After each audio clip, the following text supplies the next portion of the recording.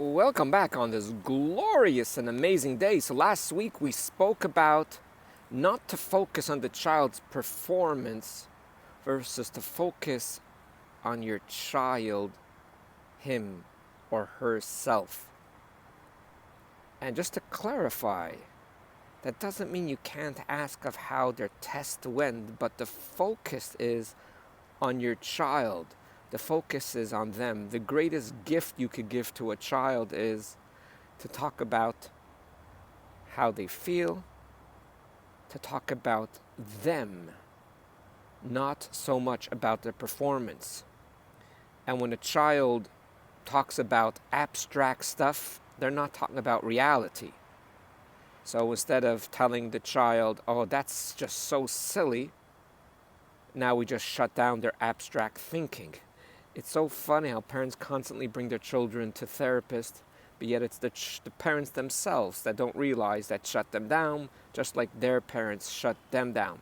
No, when a child comes home from school, you could later on talk to them about performance, and it's so important. It happens to be, if you remember, when your child was 2, 3, 4, and 5, they always came home and in their hand was all the arts and crafts and going, Mommy, Mommy, look what I made, look what I colored, look at it. They couldn't stop because at that point they still somehow felt good about themselves. When a child feels good about themselves, they will share with you about their test marks.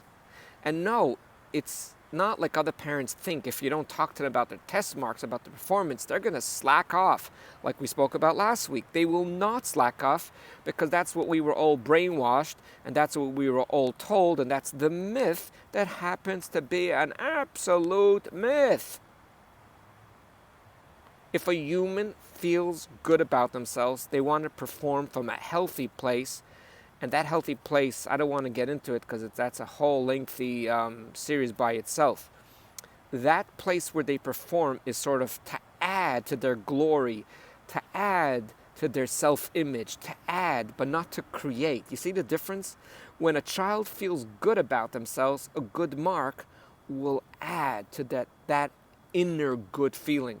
And if one time the test doesn't work out, they're fine, because they feel good about themselves. They don't have to rely on that performance, and they will think of a better way, or they will learn a lesson of how maybe to study a bit more for the next test to do better.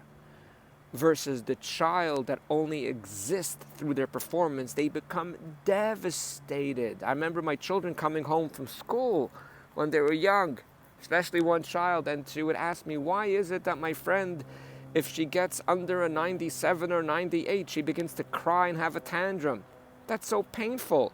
Obviously, I didn't tell her everything I'm sharing with you, but it basically told me what this child feels about themselves. And it's not that the child cares about a good mark, it's about the child doesn't care about themselves, and therefore their entire existence is only through that test mark. And sadly, since the brain at this point in their lives, for most children, only think that their existence is they think that their performance makes them exist.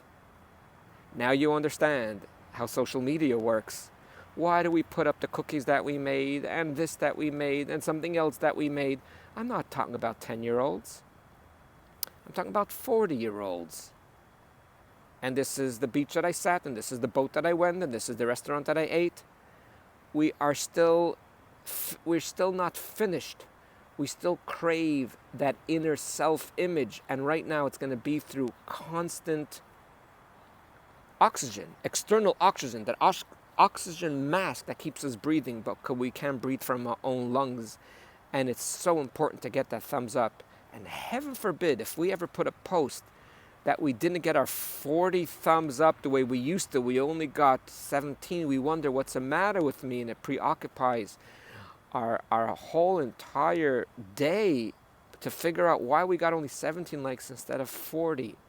And that is not to criticize adults, it's just to explain the science that we deeply do not feel good about ourselves at our core, and therefore we constantly need that external validation which never validates us in the long run.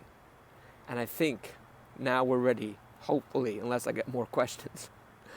I think now we're ready to turn it around. How do we adults, anywhere from the age of 20 to 80 to 90, turn it around? It's never too late. Join me next week. Thanks for subscribing. Thanks for liking. Thanks for listening. And always remember, that's right, you are way greater than you think you are.